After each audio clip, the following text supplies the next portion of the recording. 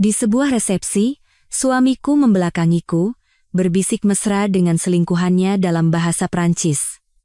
Aku diam-diam meninggalkan tempat itu. Kepala pelayan kami yang melihatku tampak terkejut dan berkata, "Nyonya, bukankah Anda doktor sastra Jerman? Anda pasti mengerti semua yang mereka katakan." Mendengar itu, wajah suamiku langsung pucat pasi di tempatnya berdiri. Namaku Saraswati.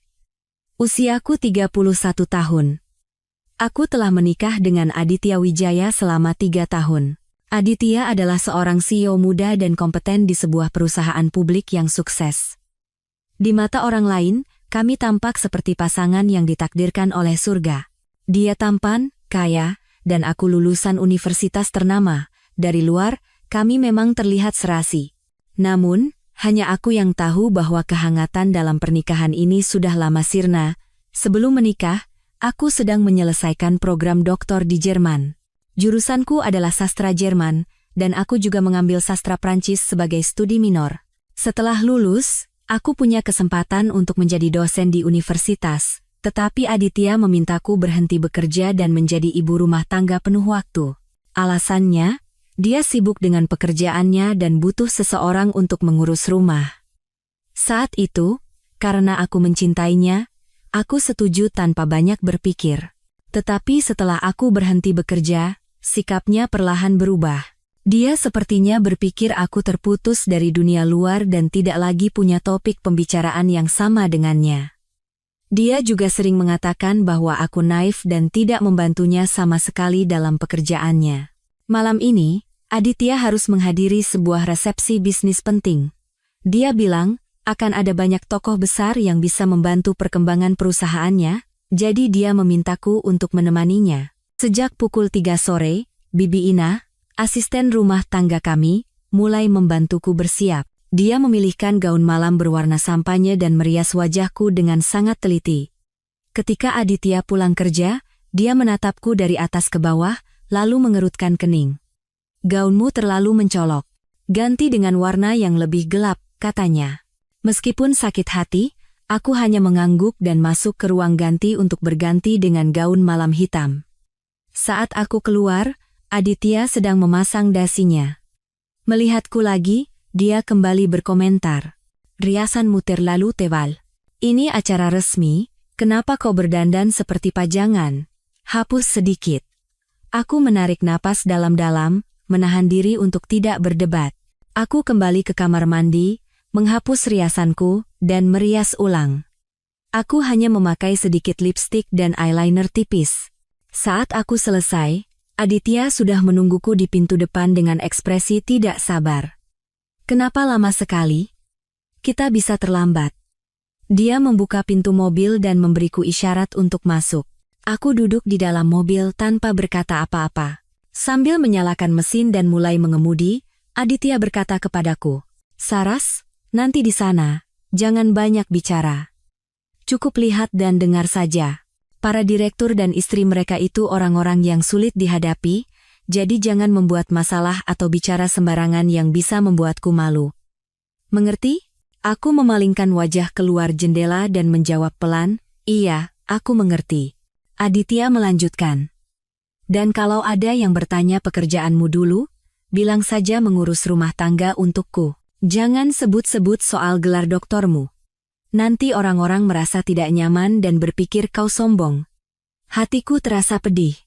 Aku menggenggam erat tasku. Saat belajar di Jerman, aku adalah penerima beasiswa dan fasih berbahasa Jerman maupun Prancis. Namun di mata Aditya, semua itu justru menjadi alasan yang membuatnya merasa tidak nyaman. "Kenapa aku tidak boleh mengatakannya? Gelar doktorku bukan sesuatu yang memalukan, kan?" Tanyaku tak tahan lagi. Aditya melirikku sekilas dengan nada kesal. "Sudah kubilang jangan, ya jangan. Kenapa banyak tanya? Kau pikir para direktur itu suka kalau istri mereka lebih pintar darinya?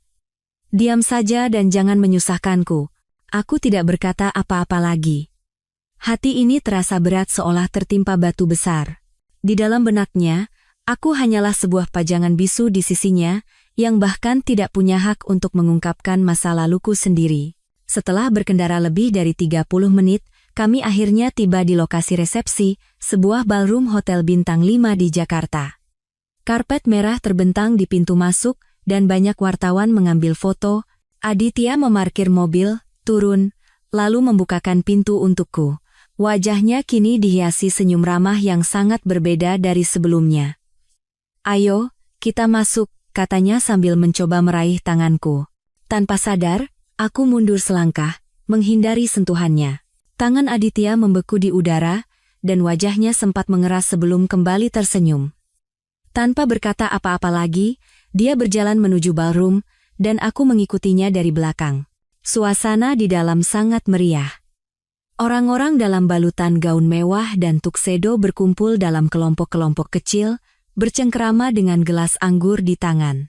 Musik elegan mengalun lembut, dan lampu kristal berkilauan, tetapi aku merasa sangat tidak nyaman.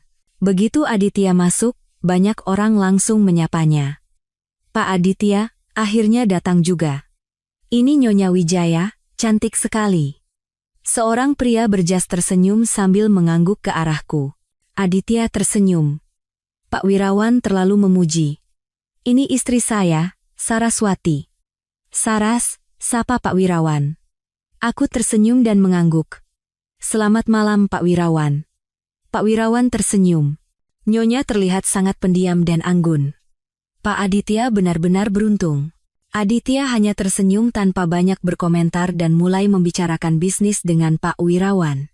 Aku berdiri di sampingnya, tidak bisa ikut campur dalam percakapan mereka, hanya sesekali mengangkat gelas anggurku dan menyesapnya sekadarnya.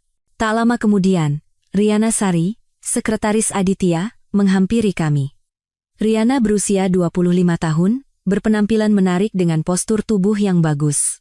Dia selalu berada di sisi Aditya, cakap dalam bekerja dan pandai bersosialisasi. "Pak Direktur, Pak Tirtayasa menunggu di sebelah sana.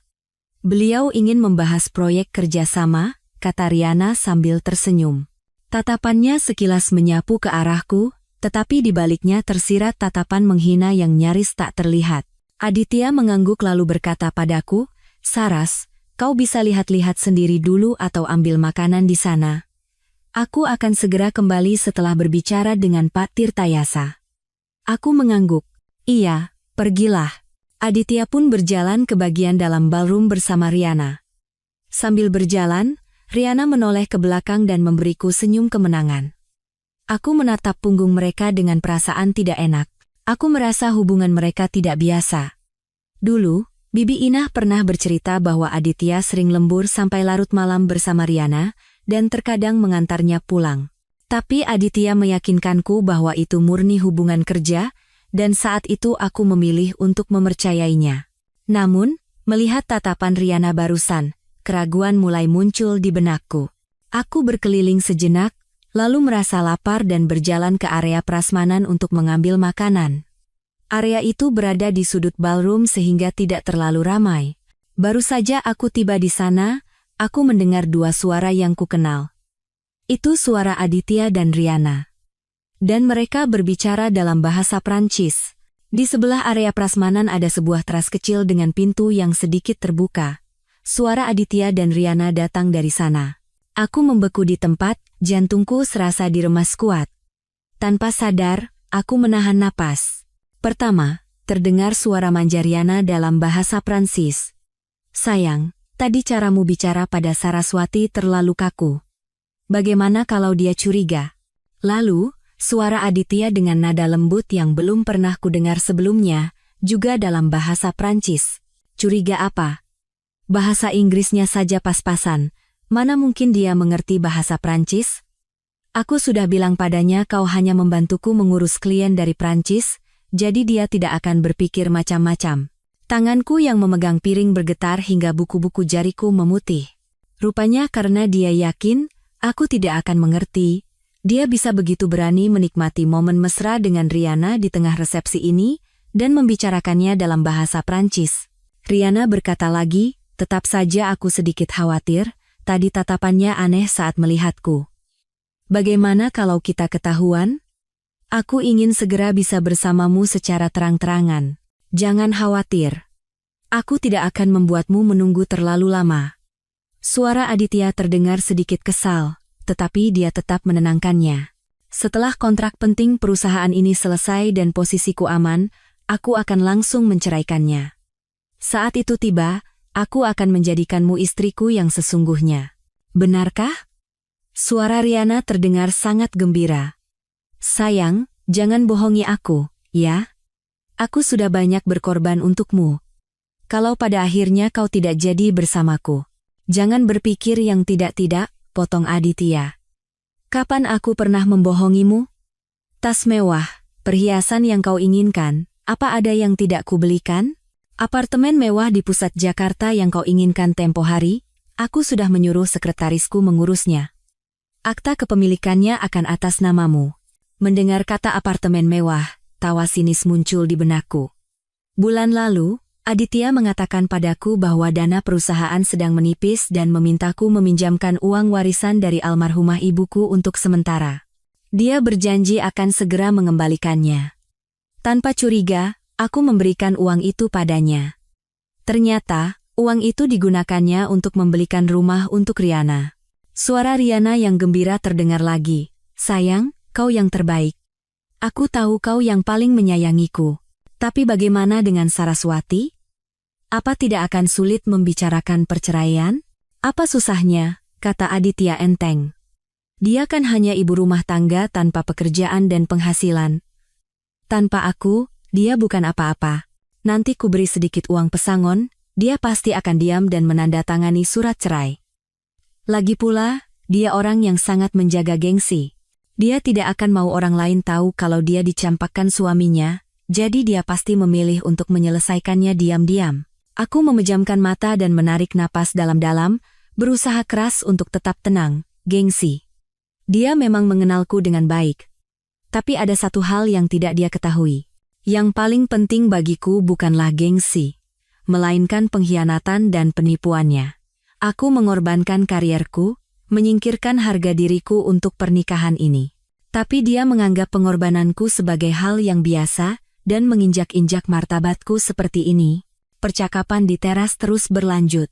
Riana membicarakan rencana perjalanan mereka ke Prancis berikutnya, dan hadiah yang akan dibelikan untuk keluarganya. Semua percakapan mereka terhubung dengan masa depan mereka, dan setiap katanya bagai pisau yang menusuk jantungku. Aku berdiri di sana selama sekitar 10 menit mendengarkan percakapan mereka. Ketika percakapan di dalam berhenti dan terdengar langkah kaki, aku segera mundur beberapa langkah dan bersembunyi di balik pilar dekat area prasmanan. Aditya dan Riana keluar dari teras. Riana menggandeng lengan Aditya dengan senyum kemenangan. Aditya berwajah datar seolah tidak terjadi apa-apa. Mereka mendekati area prasmanan, dan Riana mengambil sepotong kue lalu menyuapkannya ke mulut Aditya dengan suara manja. Sayang, coba kue ini. Enak sekali. Aditya membuka mulut dan menerima suapan itu, pandangannya tanpa sengaja menyapu area prasmanan, lalu berhenti saat melihatku, dia mengerutkan kening. Saras, kau sedang apa di sini? Bukankah sudah kusuruh melihat-lihat saja? Aku meletakkan piring di tanganku dan berkata datar tanpa ekspresi, aku sedikit lapar, jadi mau ambil makanan. Kalian berdua, apa yang kalian bicarakan begitu lama di sana? Mata Aditya tampak goyah. Dia buru-buru berkata, aku baru saja membahas pekerjaan dengan Riana soal klien dari Prancis. Ada beberapa detail yang perlu dipastikan. Kalau sudah selesai makan, pergilah ke sana dan mengobrol dengan istri Pak Wirawan. Jangan sendirian di sini, kau terlihat seperti orang terasing. Riana ikut menimpali, iya, Bu Saras, jangan salah paham. Kami benar-benar hanya membahas pekerjaan. Urusan dengan klien dari Prancis memang agak rumit, jadi banyak yang harus didiskusikan. Aku melihat mereka berdua bersekongkol dengan kebohongan yang begitu lancar, tapi hatiku tidak merasakan apa-apa, hanya terasa konyol. Aku mengangguk dan berkata, baiklah. Kalian lanjutkan saja urusan kalian. Aku akan ke sana. Setelah itu, aku berjalan menuju pintu keluar. Dari belakang, Aditya memanggilku. Saras, mau kemana? Kan kusuruh bicara dengan istri Pak Wirawan. Aku tidak menoleh atau menjawab, terus berjalan lurus ke pintu keluar. Saat melewati kepala pelayan kami, Pak Budi, dia melihat wajahku yang pucat dan bertanya dengan cemas, "Nyonya baik-baik saja? Apa Nyonya sedang tidak enak badan?" Aku berhenti dan menatapnya, lalu berkata pelan, "Saya tidak apa-apa, hanya sedikit lelah, jadi saya mau pulang duluan. Tolong sampaikan pada Aditya untuk tidak perlu menunggu saya." Pak Budi ragu sejenak, lalu berkata, "Nyonya, pulang sendirian selarut ini berbahaya. Biar saya sampaikan pada Pak Aditya untuk mengantar Nyonya." "Tidak perlu, saya tidak apa-apa." Aku menggeleng. "Saya bisa naik taksi. Tolong jangan beritahu dia kalau saya pulang, saya tidak mau membuatnya khawatir." Pak Budi hendak mengatakan sesuatu lagi, tetapi aku sudah berbalik dan keluar dari ballroom. Udara di luar terasa sedikit dingin. Hembusan angin sejuk di wajahku justru membuat pikiranku lebih jernih. Aku berjalan ke pinggir jalan, memanggil taksi, dan menyebutkan alamat rumah sahabatku, Maya. Maya adalah sahabatku sejak kecil. Dia tahu segalanya tentangku dan sejak awal menentang pernikahanku dengan Aditya. Dia bilang Aditya terlalu egois dan tidak akan pernah menghargai betapa berharganya diriku. Duduk di kursi belakang taksi, memandangi pemandangan kota yang berlalu dengan cepat, hatiku terasa luar biasa tenang. Tidak ada tangis, tidak ada amarah. Yang ada hanyalah perasaan lega. Pernikahan selama 3 tahun ini harus berakhir hari ini. Taksi tiba di depan rumah Maya tak lama kemudian. Aku membayar ongkos, turun, dan naik ke atas. Rumah Maya berada di apartemen 7 lantai tanpa lift. Langkahku menaiki tangga tidak terasa berat sama sekali, sangat stabil. Setibanya di depan pintu, aku mengetuk. Terdengar suara Maya dari dalam. "Siapa?" "Aku, Mei." Pintu terbuka, dan Maya terkejut melihatku. "Saras, kenapa kau di sini? Bukankah kau bilang pergi ke resepsi dengan Aditya? Dan kenapa pakaianmu seperti ini?" Aku masuk, melepas sepatu hak tinggiku, dan duduk di sofa. "Aku akan menceraikan Aditya." Maya buru-buru menutup pintu dan duduk di sampingku. "Ada apa? Apa si brengsek itu menyakitimu lagi? Ceritakan semuanya padaku. Apa yang sebenarnya terjadi?" Aku menatap Maya, dan menceritakan semua yang terjadi di resepsi, percakapan Aditya dan Riana dalam bahasa Prancis, dan fakta bahwa Aditya menggunakan uang warisan ibuku untuk membelikan Riana rumah. Setelah mendengar semuanya, Maya memukul sofa dengan marah. "Aditya, si brengsek itu benar-benar gila. Beraninya dia melakukan ini padamu? Dan perempuan bernama Riana itu benar-benar rubah betina. Saras, jangan terlalu sedih. Pria seperti itu tidak pantas ditangisi. Bercerailah. Itu keputusan yang tepat. Aku mendukungmu. Aku tidak sedih. Aku menggeleng. Hanya merasa hampa. 3 tahun berakhir seperti ini. Tapi sekarang semuanya sudah jelas. Daripada mengorbankan diriku dalam pernikahan tanpa kehangatan, lebih baik aku segera keluar dan memulai hidup baru." Maya menggenggam tanganku erat. "Saras, aku lega kau berpikir begitu. Jangan khawatir, aku akan selalu ada di sisimu. Kalau kau tidak mau pulang ke rumah itu, tinggallah di sini untuk sementara. Jauh lebih baik kita tinggal berdua daripada kau hidup dengan sampah seperti itu." Aku mengangguk. Hati ini terasa hangat. Dengan teman sebaik Maya di sisiku, apa yang perlu ditakutkan? Sementara itu, di resepsi, setelah selesai berbicara dengan Riana, Aditya mulai mencariku. Tapi dia tidak bisa menemukanku dimanapun. Dia mengerutkan kening dan bertanya pada Pak Budi yang berdiri di dekatnya. "Apa Anda melihat istri saya? Kemana dia pergi?" Pak Budi ragu sejenak, lalu berkata jujur. "Pak Direktur, Nyonya tadi bilang sedikit lelah dan sudah pulang lebih dulu." Aditya tertegun sejenak, lalu marah. "Apa? Dia pulang sendiri tanpa memberitahuku? Apa dia tidak tahu di luar berbahaya?" Pak Budi buru-buru menjelaskan, "Nyonya berpesan agar saya tidak memberitahu Bapak karena tidak ingin Bapak khawatir." Dan tadi saya dengar dari Bibi Inah di rumah, Nyonya dulu mendapatkan gelar doktor sastra Jerman di Jerman dan juga mengambil studi minor sastra Prancis. Katanya, Nyonya sangat fasih. Wajah Aditya langsung pucat pasi. Gelas anggur di tangannya jatuh ke lantai dengan suara keras, pecah berkeping-keping. Maya membawakanku segelas air hangat dan menyelimuti kakiku dengan selimut. Saras, jangan terlalu banyak berpikir. Malam ini istirahatlah yang nyenyak. Masalah perceraian, kita pikirkan besok. Aditya si sampah itu, kita tidak akan biarkan dia lolos begitu saja. Aku menerima gelas itu dan menyesapnya. Perutku terasa sedikit hangat. Iya, aku tahu. Aku sudah memikirkan semuanya. Besok aku akan langsung menemui pengacara untuk mengurus proses perceraian. Uang ibuku yang dipakai Aditya untuk membelikan rumah Riana dan perselingkuhannya, semua akan kuperhitungkan. Maya menepuk bahuku.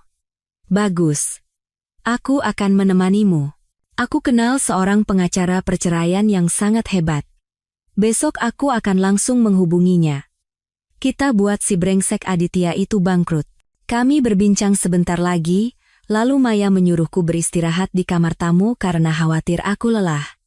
Berbaring di tempat tidur yang empuk, aku sulit tidur. Di kepalaku terus terngiang percakapan Aditya dan Riana di teras dan suaranya yang meremehkanku. Dia kan hanya ibu rumah tangga tanpa pekerjaan dan penghasilan. Tanpa aku, dia bukan apa-apa. Aku tersenyum dingin. Saraswati yang dia kenal, yang dunianya berpusat padanya dan yang dia yakini tidak bisa hidup tanpanya, sudah tidak ada lagi. Saraswati yang mencintainya sudah mati saat dia mengkhianatiku. Saraswati yang sekarang tidak hanya akan menceraikannya, tetapi juga akan merebut kembali semua yang menjadi hakku dan membuatnya membayar atas semua perbuatannya. Entah berapa lama, aku akhirnya tertidur lelap. Keesokan paginya, aku bangun lebih awal. Setelah mandi, aku melihat Maya sudah menyiapkan sarapan. Kami sarapan sambil membahas rencana perceraian. Maya mengeluarkan ponselnya dan menelepon pengacara itu, membuat janji bertemu di kantor hukumnya pukul 10 pagi. Setelah sarapan, kami bersiap dan berangkat ke kantor hukum. Di perjalanan, ponselku berdering. Aditya. Aku melirik layar, lalu menekan tombol tolak, kemudian aku mengubah ponselku ke mode senyap. Maya tersenyum. Bagus. Begitu seharusnya. Jangan biarkan dia merusak suasana hati kita. Kami tiba di kantor hukum tepat waktu. Pengacaranya adalah seorang pria berusia 50-an bernama Pak Tirtayasa, yang terlihat sangat bijaksana dan dapat diandalkan. Pak Tirtayasa meminta kami menjelaskan kronologi kejadian secara detail. Aku menceritakan semuanya dengan jujur. Perselingkuhan Aditya, penggunaan uangku untuk membeli rumah bagi Riana, hingga percakapan mereka dalam bahasa Prancis di resepsi. Setelah mendengar semuanya, Pak Tirtayasa mengangguk. Ibu Saraswati, dalam kasus ini, posisi Anda sangat kuat dalam gugatan cerai. Pak Aditya telah melakukan perzinahan selama masa pernikahan dan menyembunyikan aset bersama. Uang warisan dari ibu Anda, jika tidak ada wasiat spesifik yang menyatakan itu adalah hibah pribadi, bisa dianggap sebagai harta bersama. Anda tidak hanya bisa menuntut cerai, tetapi juga pengembalian aset yang disembunyikan dan ganti rugi atas kerugian mental, yaitu uang pesangon.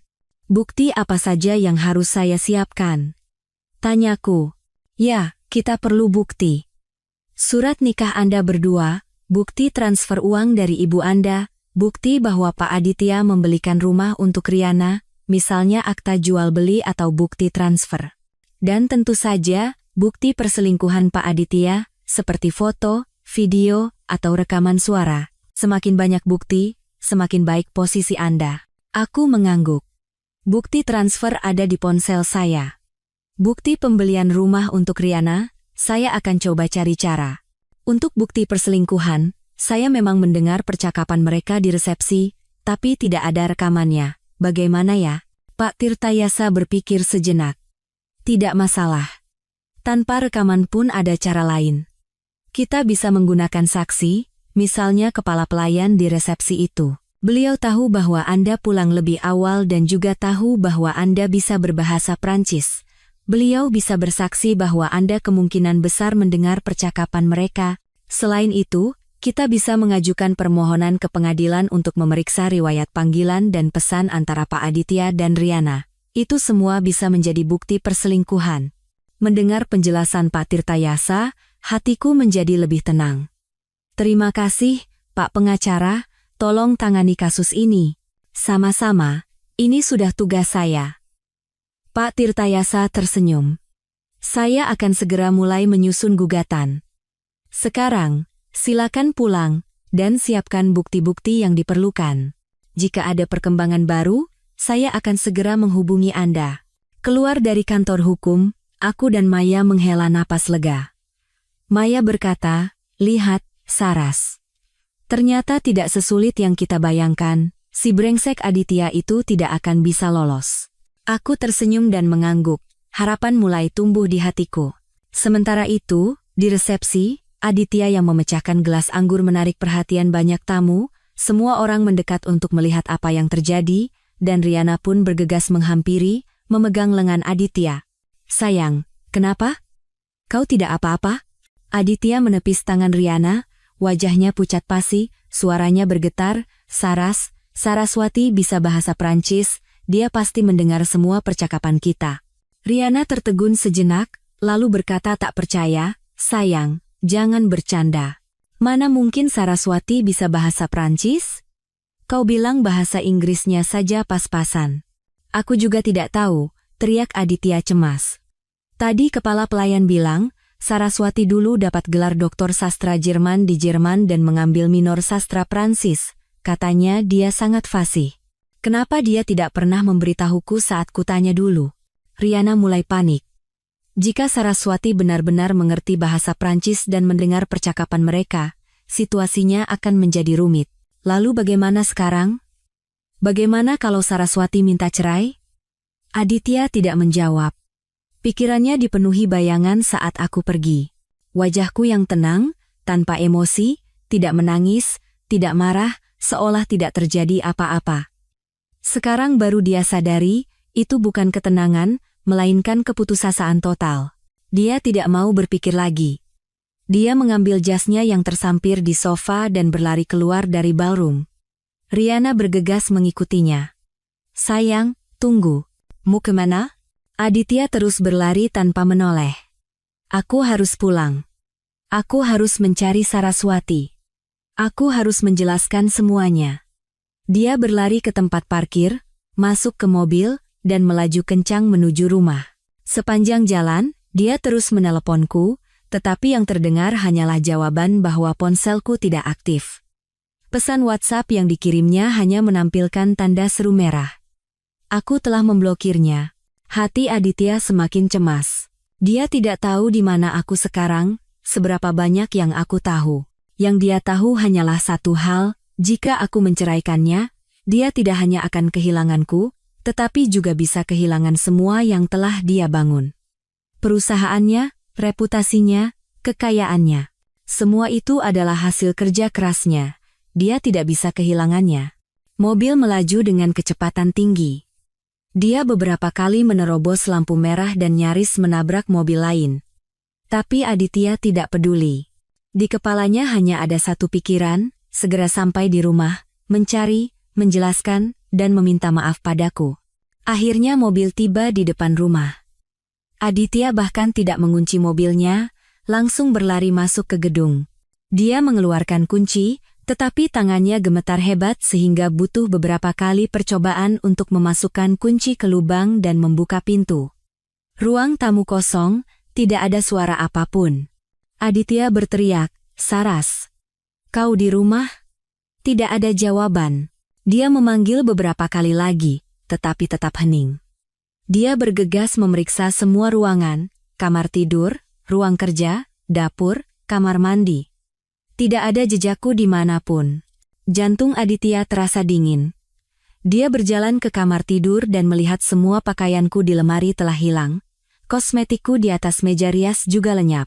Baru saat itulah dia menyadari bahwa aku benar-benar tidak akan kembali. Dia terduduk lemas di tempat tidur. Pikirannya kosong. Dia menyesal. Sungguh-sungguh menyesal. Seharusnya dia tidak memulai hubungan dengan Riana. Seharusnya dia tidak menggunakan uangku untuk membelikannya rumah. Seharusnya dia tidak meremehkanku. Dia menyesal karena tidak pernah menghargaiku. Saat itulah dia melihat secarik kertas di atas meja nakas. Itu sebuah catatan dariku. Dia buru-buru mengambilnya. "Aditya Wijaya, kita bercerai. Aku mendengar semua percakapanmu dengan Riana Sari di resepsi. Aku juga tahu kau menggunakan uang warisan dari ibuku untuk membelikan perempuan itu rumah. Aku sudah menunjuk pengacara. Aku akan menceraikanmu melalui jalur hukum dan mengambil kembali semua yang menjadi hakku. Jangan mencariku. Tidak perlu ada penjelasan. Tidak ada lagi yang perlu kita bicarakan. Tangan Aditya yang memegang catatan itu gemetar hebat. Catatan itu jatuh ke lantai. Dia merebahkan diri di tempat tidur dan akhirnya menangis terseduh-seduh. Baru sekarang dia sadar, yang hilang darinya bukan hanya seorang istri. Dia telah kehilangan seseorang yang pernah mencintainya dengan sepenuh hati, seseorang yang rela mengorbankan segalanya untuknya. Dan semua ini adalah akibat dari perbuatannya sendiri. Setelah keluar dari kantor hukum, aku dan Maya langsung pergi ke bank. Aku perlu mencetak riwayat transfer dari ibuku dan riwayat transaksi Bank Aditya baru-baru ini. Aku ingin memastikan apakah dia menyembunyikan aset lain selain membeli rumah untuk Riana. Di bank, aku menyerahkan KTP dan kartu ATM-ku kepada petugas dan meminta cetakan riwayat transaksi selama 1 tahun terakhir. Petugas memintaku mengisi formulir, dan tak lama kemudian, setumpuk tebal dokumen transaksi sudah di tanganku. Aku dan Maya duduk di area tunggu bank, memeriksa lembar demi lembar dengan teliti. Benar saja, ada catatan transfer sebesar 1 miliar rupiah 3 bulan yang lalu. Nama di rekening penerima bukan Riana Sari, tetapi aku ingat rekening itu. Itu adalah rekening kerabat jauh Aditya. Dulu, Aditya pernah bilang bahwa kerabat itu membantunya mengelola dana pribadi. Sekarang, sepertinya uang itu ditransfer melalui kerabat tersebut untuk membelikan rumah bagi Riana. Bukan hanya itu. Aku juga menemukan bahwa Aditya setiap bulan mentransfer uang ke sebuah rekening asing, mulai dari beberapa juta hingga puluhan juta rupiah.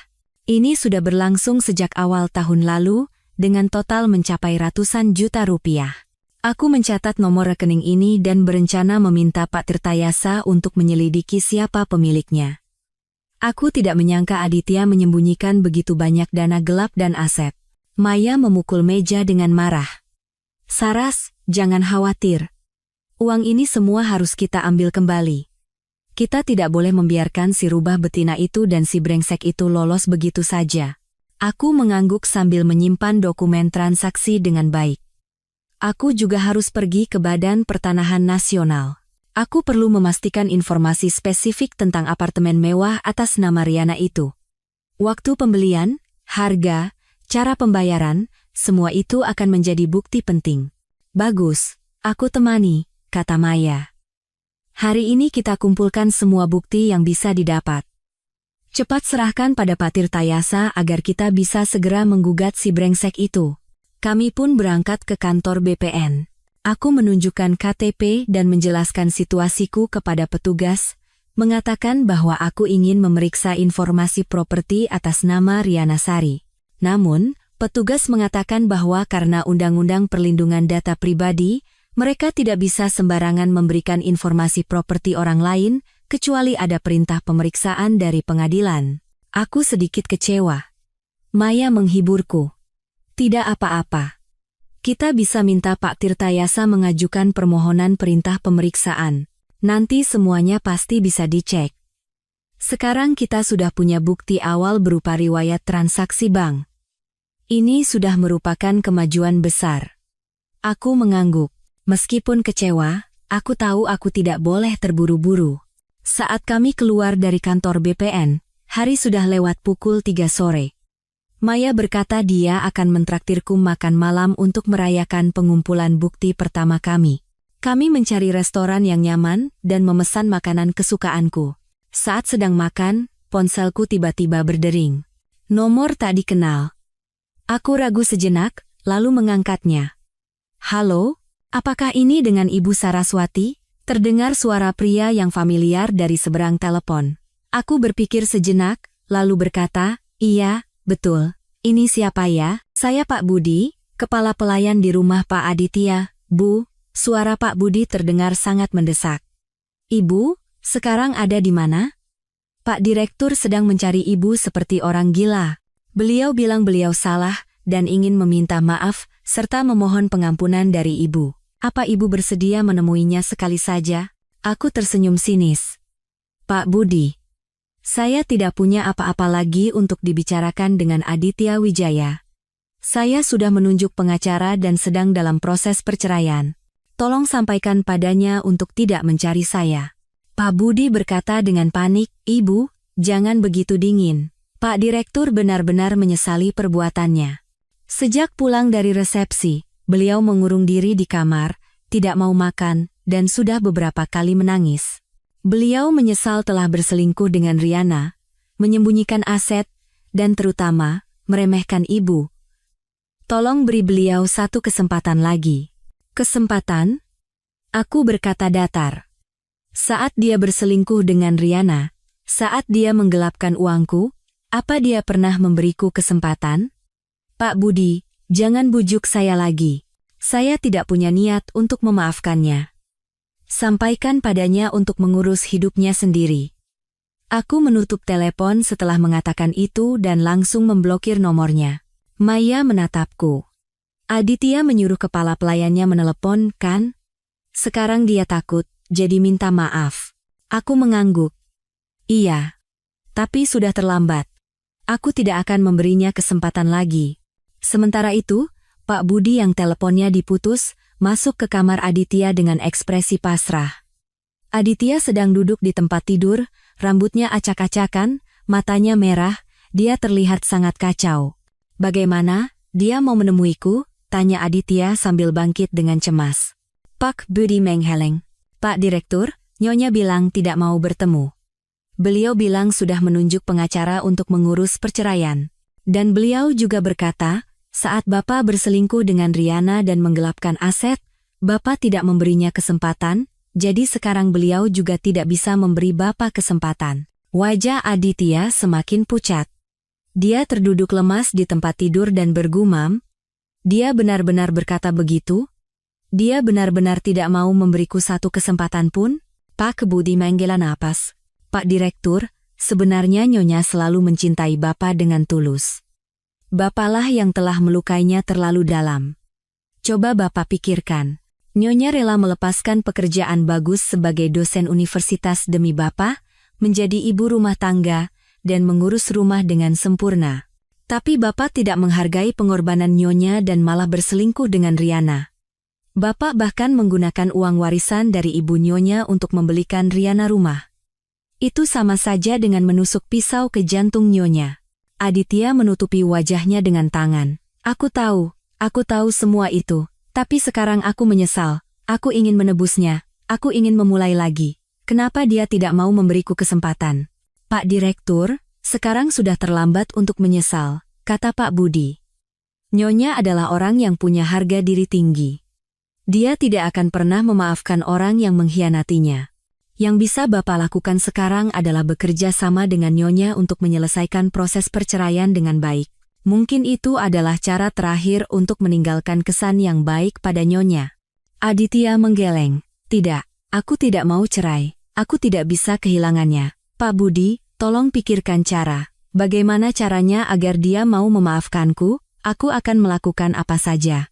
Pak Budi berpikir sejenak. Pak Direktur, bagaimana kalau mencoba menemui sahabat Nyonya, Maya? Maya adalah sahabat terdekat Nyonya.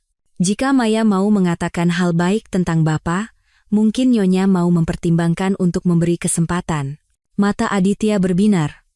Benar. Kenapa aku tidak terpikirkan? Cepat cari tahu nomor telepon dan alamat Maya. Aku akan menemuinya sekarang juga. Pak Budi mengangguk dan segera mencari informasi tentang Maya. Tak lama kemudian, dia kembali dengan secarik kertas berisi nomor telepon dan alamat Maya. Aditya segera mengambil ponselnya dan menelepon Maya. Setelah nada dering yang panjang, telepon akhirnya diangkat. Suara Maya terdengar sangat kesal. Halo, siapa? Aditya berkata dengan cepat, Maya, ini aku, Aditya Wijaya. Aku ingin bicara soal Saraswati. Bisakah kita bertemu sebentar? Aku salah. Aku ingin meminta maaf pada Saraswati. Tolong bantu aku. Maya tertawa sinis. Aditya Wijaya, kau masih punya muka untuk meneleponku? Kau tahu betul apa yang sudah kau lakukan pada Saras. Saras tidak mau melihatmu, bahkan tidak mau mendengar suaramu. Jangan ganggu dia lagi. Daripada buang-buang waktu, lebih baik kau siapkan dirimu untuk perceraian. Setelah itu, Maya langsung menutup telepon dan memblokir nomor Aditya. Aditya berdiri terpaku memegang ponsel. Dia tidak menyangka Maya akan bersikap begitu dingin, bahkan tidak memberinya kesempatan untuk bicara. Dia benar-benar menemui jalan buntu. Dia tidak tahu bagaimana caranya mendapatkan maafku. Pak Budi menatap Aditya yang kebingungan dan menghela napas. Pak Direktur, sudahlah. Hentikan mencari Nyonya. Hati Nyonya sudah bulat. Tidak ada gunanya terus mencari. Lebih baik Bapak pikirkan bagaimana menjalani proses perceraian dan bagaimana cara membayar ganti ruginya. Aditya tidak berkata apa-apa. Dia berjalan ke jendela dan menatap langit.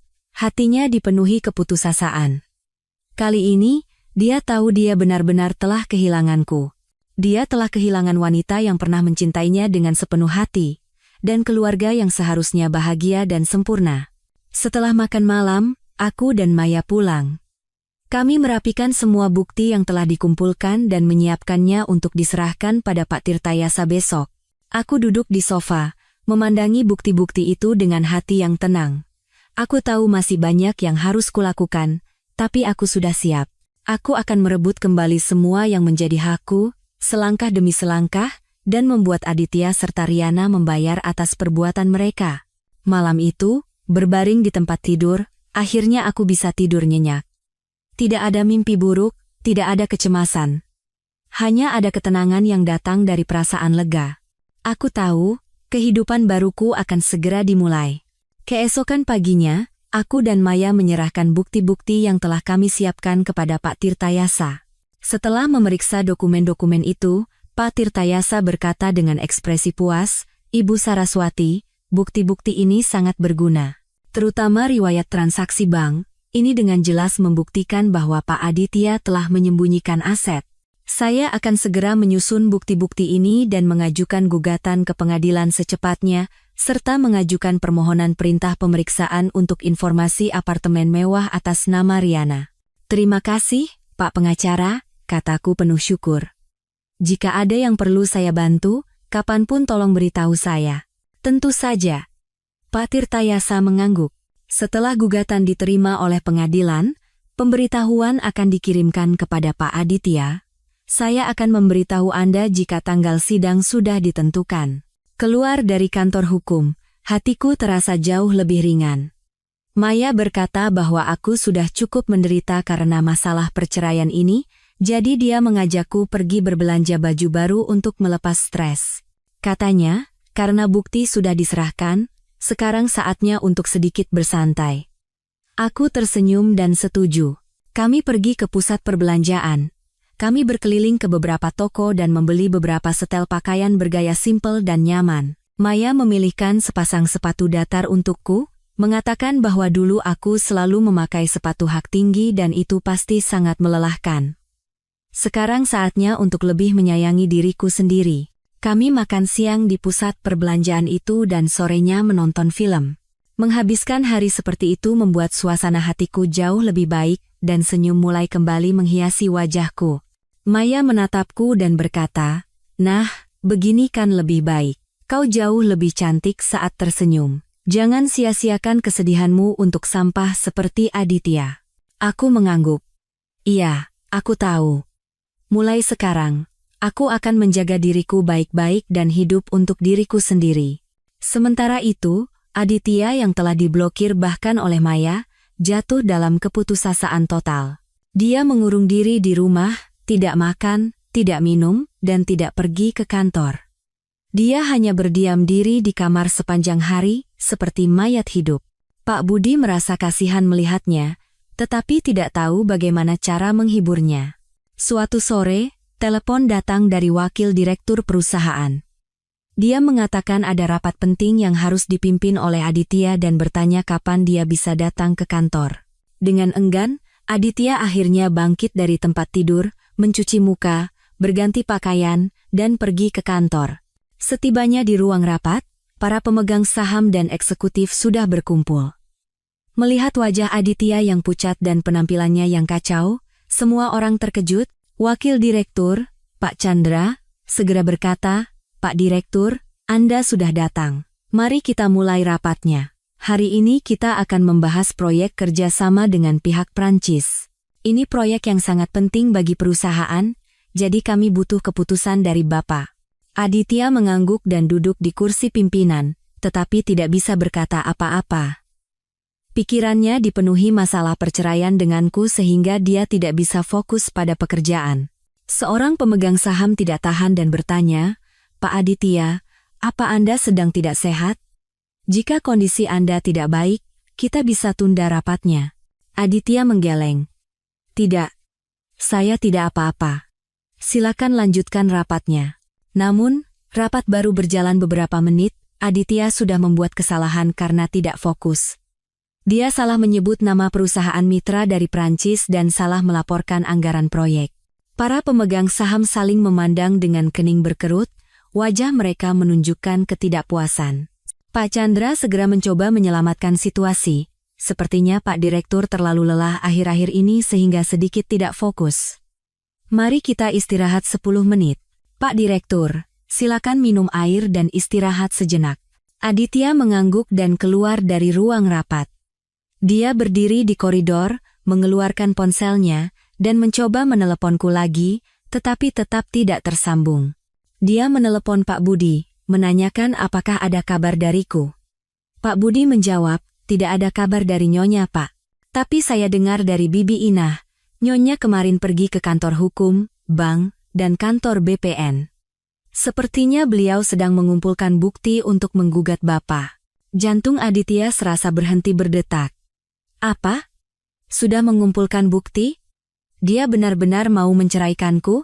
"Sepertinya begitu, Pak," kata Pak Budi sambil menghela napas.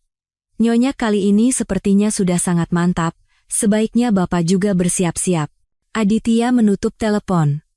Hatinya semakin cemas. Jika aku benar-benar menggugatnya, dia tidak hanya harus bercerai, tetapi juga harus mengembalikan aset yang disembunyikan dan membayar uang pesangon. Bahkan, reputasi perusahaan dan harga saham bisa ikut terpengaruh. Dia tidak bisa membiarkan itu terjadi. Dia harus menghentikanku. Tiba-tiba Aditya teringat bahwa beberapa pemegang saham di perusahaannya memiliki sedikit hubungan baik dengan keluargaku. Mungkin mereka bisa membujukku, pikirnya.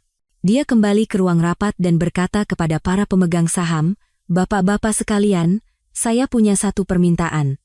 Akhir-akhir ini saya sedang ada sedikit masalah dengan istri saya, Saraswati.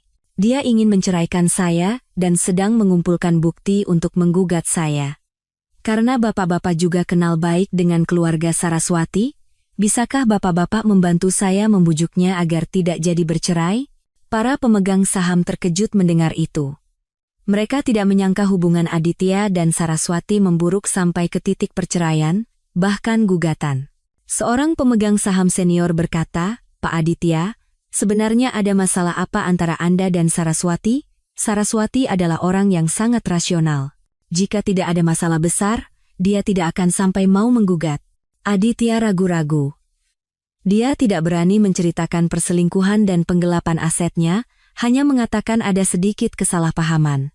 Hanya ada sedikit salah paham, dan saya tidak menjelaskannya dengan baik, jadi istri saya mau bercerai. Pemegang saham lain mengerutkan kening. "Pak Aditya, jika hanya salah paham, seharusnya bisa diselesaikan dengan penjelasan yang baik. Kenapa sampai mau digugat? Dan setahu saya, Ibu Saraswati belum lama ini meninggal dan meninggalkan warisan untuknya. Apa Anda menyentuh uang itu?" Jantung Aditya berdebar kencang. Dia tidak menyangka para pemegang saham tahu sampai sejauh itu. Dia buru-buru berkata, "Iya. Saya memang menyentuh uang itu, tapi itu untuk dana perusahaan. Bukan sengaja menggelapkan uang istri saya." "Dana perusahaan?" Pemegang saham senior itu tersenyum sinis. "Pak Aditya, apa Anda pikir kami bodoh? Kami sudah mencari tahu. Anda menggunakan uang itu untuk membelikan sekretaris Anda, Riana Sari, sebuah apartemen mewah, berselingkuh selama pernikahan dan menggelapkan aset bersama. Wajar saja Saraswati menggugat Anda." Wajah Aditya pucat pasi, tidak bisa berkata apa-apa. Dia terkejut karena para pemegang saham sudah tahu segalanya. Pak Aditya, Anda sangat mengecewakan kami, kata seorang pemegang saham dengan marah. Awalnya kami berinvestasi di perusahaan Anda sebagian karena percaya pada kemampuan Anda, tetapi sebagian lagi karena Ibu Saraswati adalah teman lama kami percaya pada penilaian Saraswati, tapi sekarang Anda melakukan hal seperti ini. Anda tidak hanya mengkhianati Saraswati, tetapi juga mencoreng nama baik perusahaan. Apa Anda tidak malu pada kami? Para pemegang saham, pena, timpal pemegang saham lain. Jika masalah ini tersebar ke publik, harga saham perusahaan pasti akan anjlok. Keuntungan kita juga akan merugi besar. Pak Aditya, Anda harus segera menyelesaikan masalah ini. Bicaralah baik-baik dengan Saraswati dan dapatkan maafnya. Jika tidak, kami terpaksa akan mempertimbangkan untuk mengganti posisi Anda sebagai direktur utama. Mendengar kata mengganti direktur utama, Aditya benar-benar panik. Dia buru-buru berkata, "Bapak-bapak, tolong beri saya satu kesempatan lagi. Saya pasti akan berbicara baik-baik dengan Saraswati dan mendapatkan maafnya. Saya akan pastikan nama baik perusahaan tidak tercemar." Para pemegang saham saling memandang, dan pemegang saham senior berkata, "Baiklah, kami beri Anda satu kesempatan lagi, tapi Anda harus menyelesaikan masalah ini dalam waktu 1 minggu. Jika tidak berhasil, kami terpaksa akan mengganti direktur utama sesuai dengan anggaran dasar perusahaan." Aditya buru-buru mengangguk. "Terima kasih, Bapak-bapak, terima kasih, saya pasti akan menyelesaikannya secepat mungkin." Rapat berakhir begitu saja. Para pemegang saham meninggalkan ruang rapat dengan wajah marah.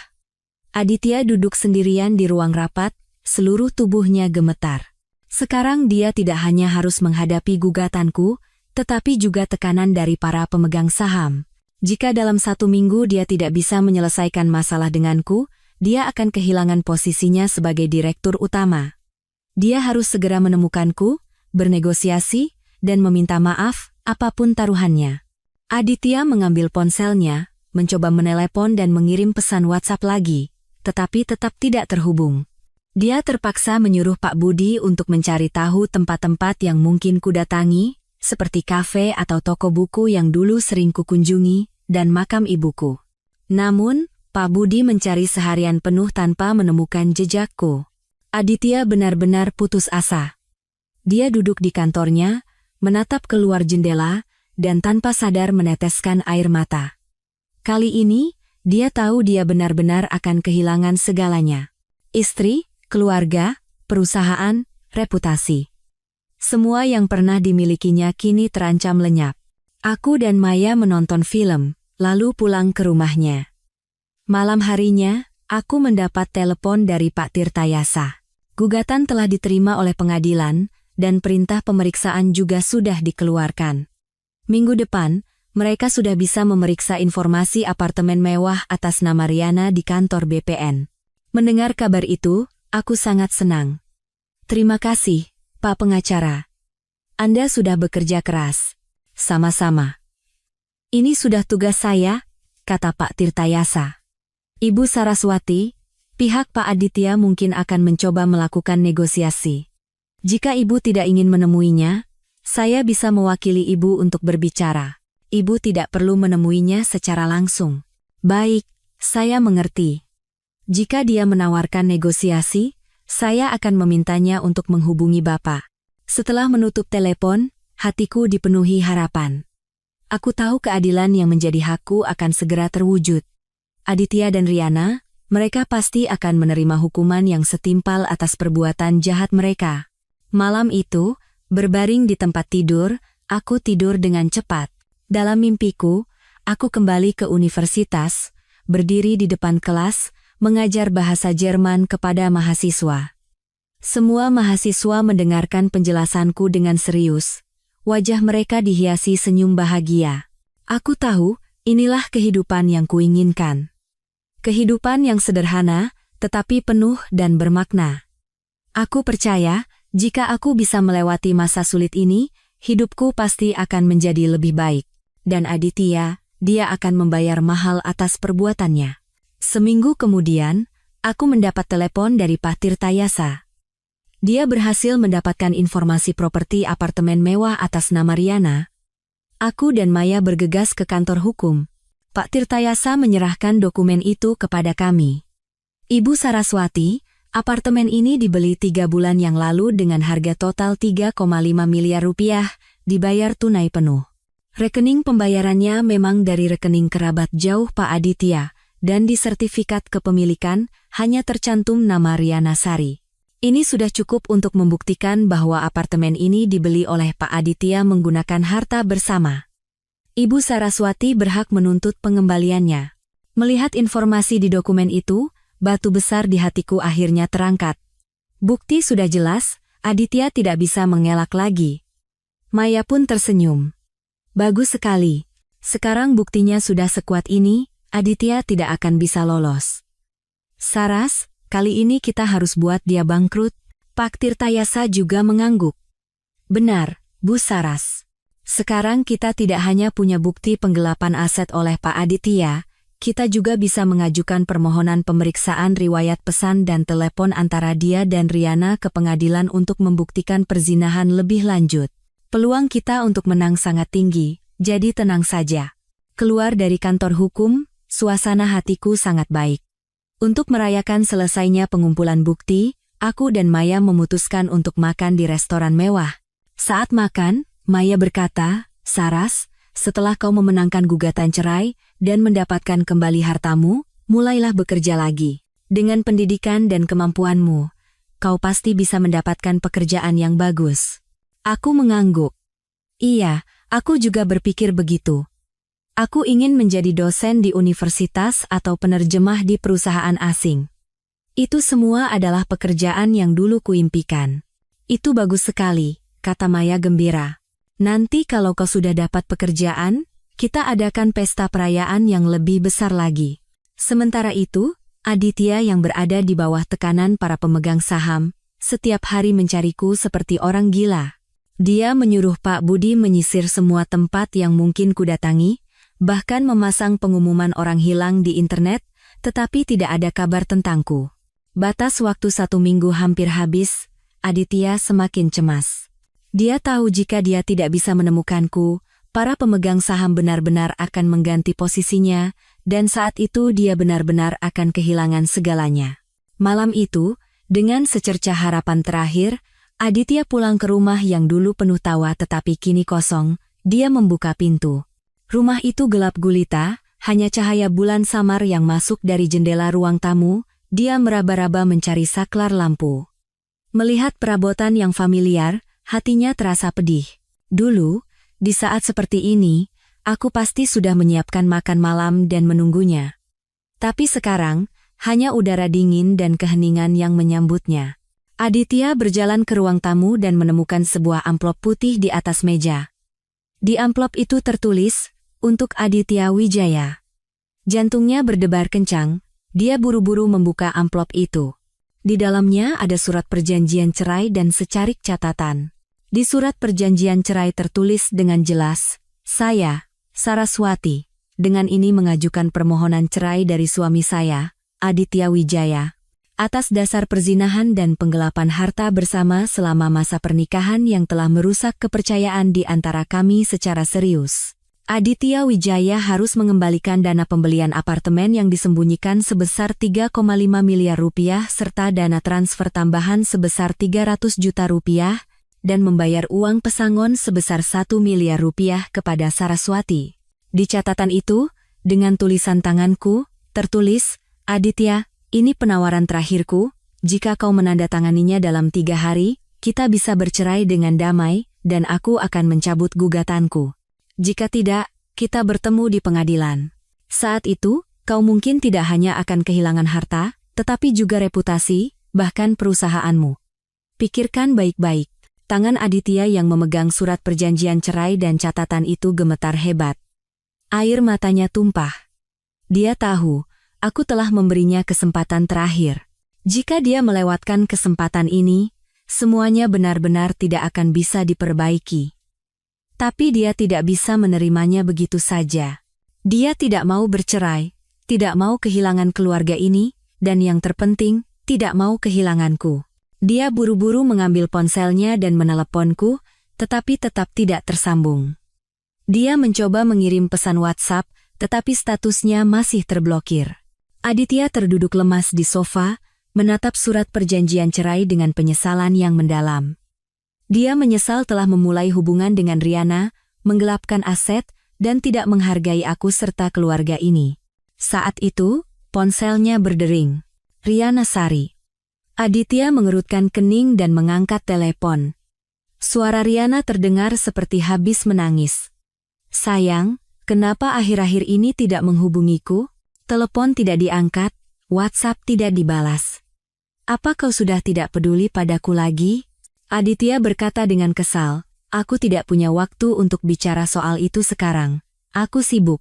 Sikap dingin Aditya membuat Riana semakin sedih. Sayang, apa kau marah padaku karena Saraswati? Aku tidak tahu apa-apa. Kau sudah janji akan menceraikan Saraswati dan menikahiku. Sekarang penuhi janjimu. Kalau tidak, aku akan menyebarkan semua foto dan video kita, biar semua orang tahu betapa brengseknya dirimu. Mendengar kata foto dan video, seluruh tubuh Aditya gemetar.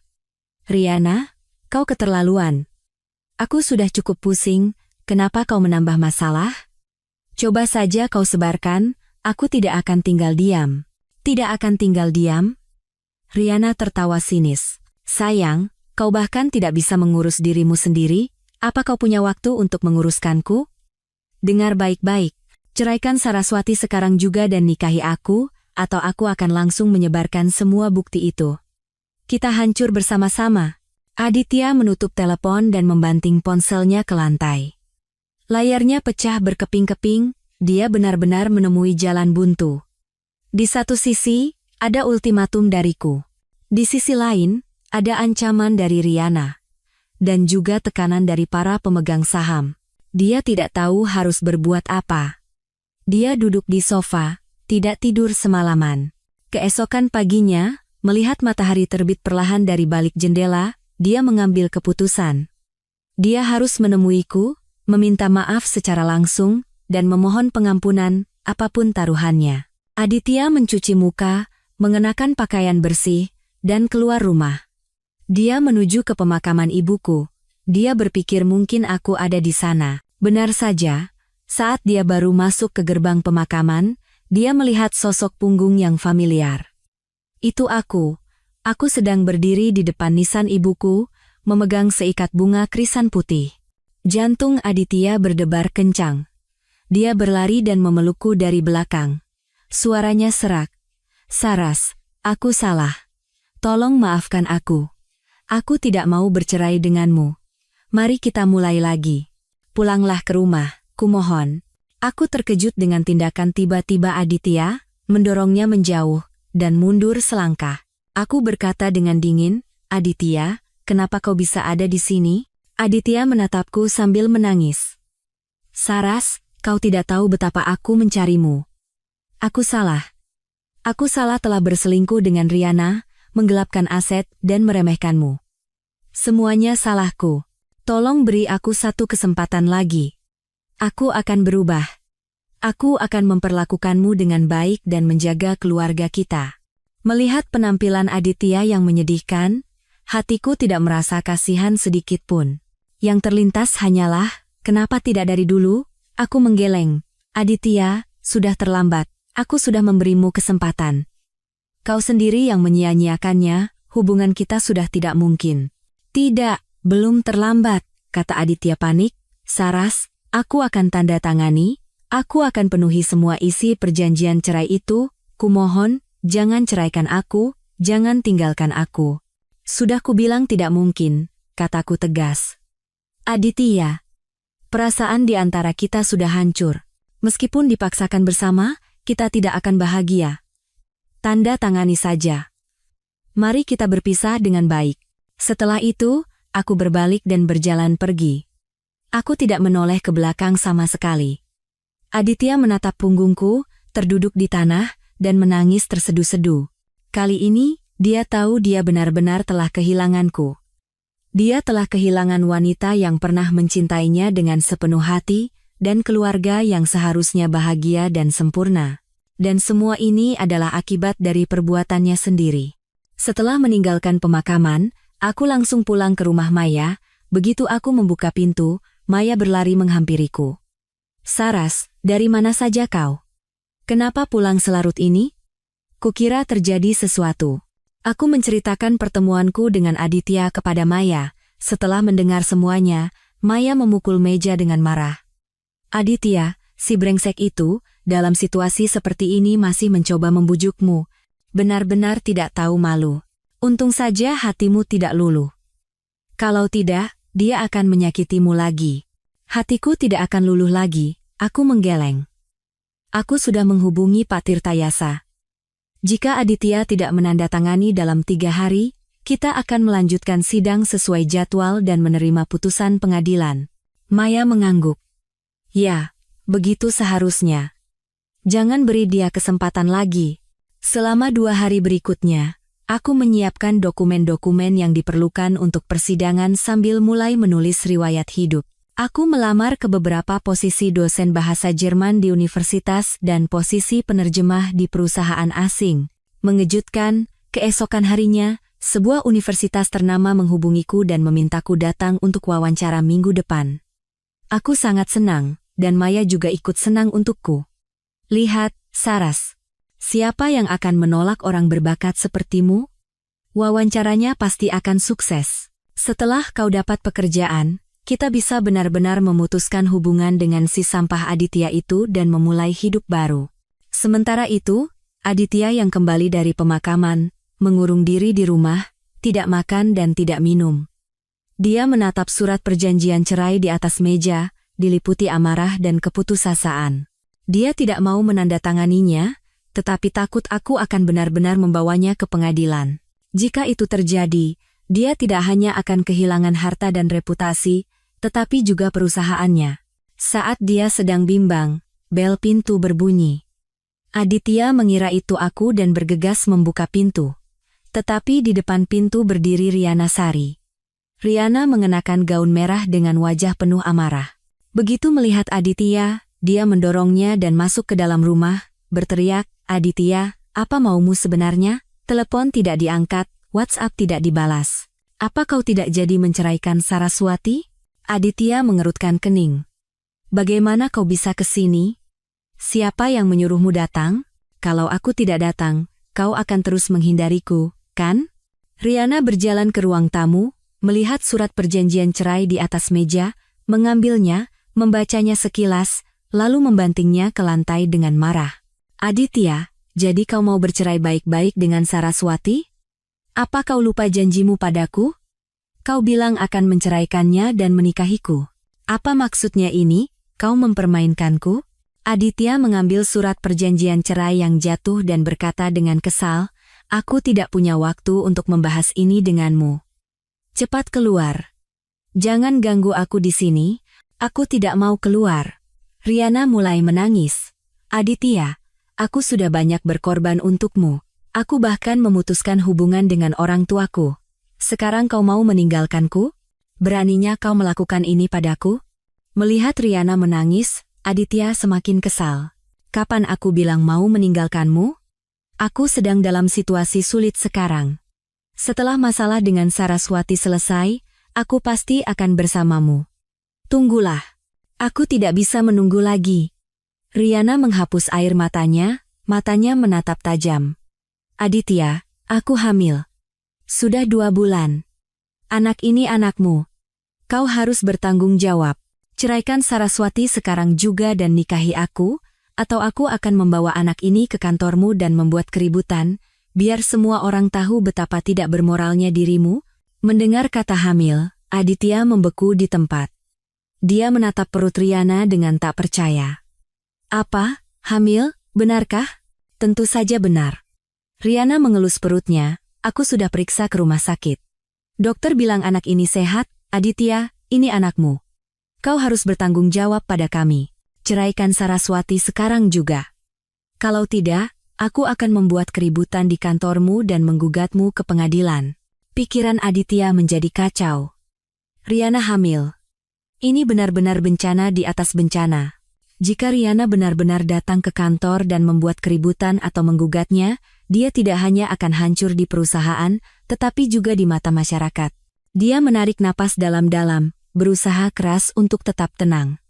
Riana, tenanglah. Mari kita bicara. Bukannya aku tidak mau bersamamu. Masalah perceraian dengan Saraswati sedikit rumit, jadi butuh waktu. Beri aku sedikit waktu lagi. Aku pasti akan menceraikannya dan menikahimu. Aku sudah memberimu cukup waktu, Riana menggeleng. Aku tidak bisa menunggu lagi. Ceraikan Saraswati dalam 3 hari. Kalau tidak, aku akan datang ke kantormu dan membuat keributan.